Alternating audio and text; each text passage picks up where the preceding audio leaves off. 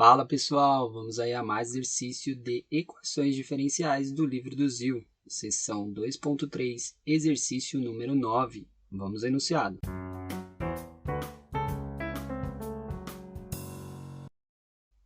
Nos problemas 1 a 24, ache a solução geral da equação diferencial dada, dê o maior intervalo I, sobre o qual a solução geral está definida, determine se há termos transientes na solução geral. Temos x dy dx menos y igual x² vezes seno de x. Bom, podemos observar aqui que temos uma equação diferencial aí de primeira ordem do tipo linear. Tá? Vamos reescrever ela na forma padrão, tá? Ou seja, para escrever na forma padrão, a gente tem que isolar aqui o dy dx, deixar ele sozinho. Então, a gente divide a equação inteira por x. Então, dividindo por x. Então, a gente vai reescrever como dy dx. Aí, aqui fica menos 1 sobre x, que multiplica a variável, igual. Aí, aqui divide x² por x. Fica x vezes o seno de x. Então, agora a equação diferencial ficou na forma padrão. E a gente pode identificar na forma padrão que essa função que acompanha aqui a variável y é uma função chamada p de x. E essa função aqui que está do outro lado, uma função q de x. A partir da função p de x, a gente pode encontrar o chamado fator integrante, que é o termo que faz com que a gente resolva a equação diferencial linear. O fator integrante é dado por e elevado à função p de x dx. Por isso que eu tenho que reescrever a equação diferencial linear aí na forma padrão, para encontrar o p de x. Então, calculando aí o fator integrante, m de x vai ser e elevado à integral, p de x é menos 1 sobre x dx. Então, vamos ter aí que m de x vai ser igual e elevado à integral de menos 1 sobre x, dá menos o ln do módulo de x. Tá? Não dá para cortar esse e ainda, porque tem esse menos aqui. Eu tenho que ver aqui como sendo menos 1. Esse menos 1 sobe como expoente lá no x, pela propriedade do ln.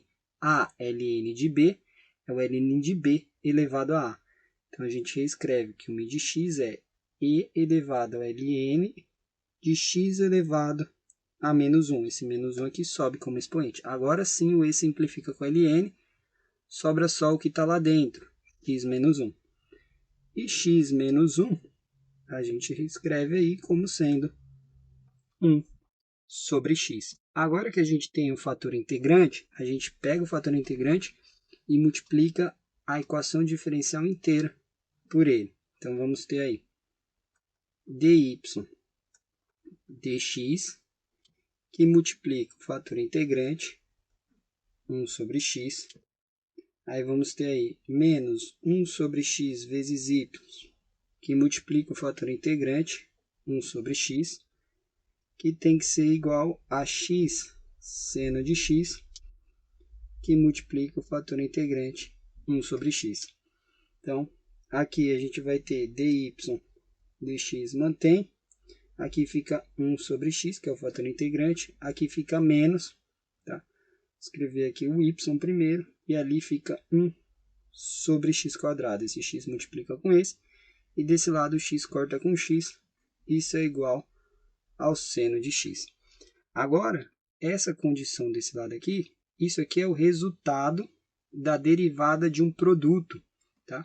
Do produto de quem?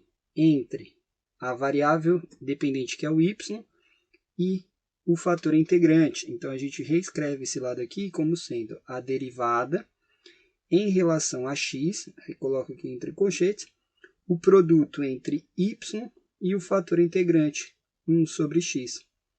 Tá? Isso fica igual a tudo que eu tenho do outro lado, seno de x.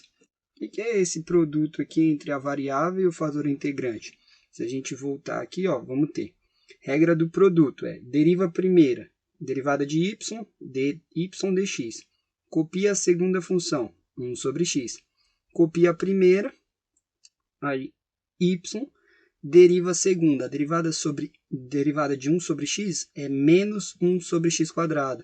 Então, vezes a derivada de segunda. Então, a gente pegou aqui a derivada do produto estava aberta, a gente juntou.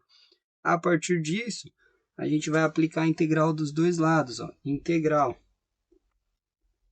da derivada de x, produto de y vezes 1 sobre x, dx. Isso é igual a integral do seno de x, dx. Então, aqui a gente tem a integral, né? A integral da derivada. A integral da derivada vai simplificar, sobra só a própria função y vezes 1 sobre x, igual a integral do seno, que é o menos cosseno de x, mais uma constante. Aí esse x passa multiplicando para o outro lado, a gente tem que y é igual. Vou escrever aqui o termo positivo primeiro, vai ficar constante vezes x, menos x cosseno de x. Essa é a solução da equação diferencial. Tá? Aí ele pede para definir o maior intervalo sobre qual a solução geral está definida. Se a gente olhar aqui para a equação geral, né, o domínio dela seria todos os reais, a gente não tem nenhuma restrição. Mas a gente tem que tomar cuidado, porque essa solução só está definida para esse aqui fator integrante, a gente teve que usar ele. E não está definida para x igual a zero, ó, porque está sendo dividido por x igual a zero. Então, a solução também não é definida em x igual a zero, não posso definir.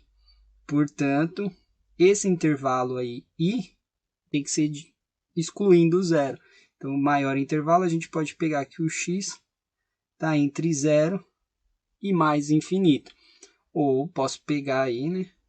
Outra condição seria de menos infinito até o zero. Tá? O zero não está definido devido aqui ao fator integrante. Então, tem que tomar cuidado aí com essa condição do intervalo.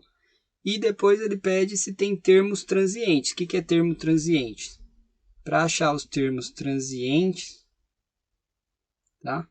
A gente tem a condição. Quando x tende ao infinito, existe alguma função de x na solução que tende a zero?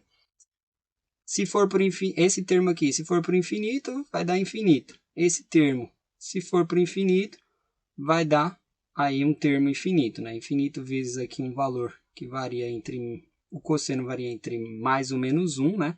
Não tem como fugir disso. Vezes infinito, vai dar infinito. Então, portanto, não tem termos transientes. Tá? Bom, espero que tenham gostado aí da resolução e eu vou aguardar vocês em um próximo exercício. Até mais!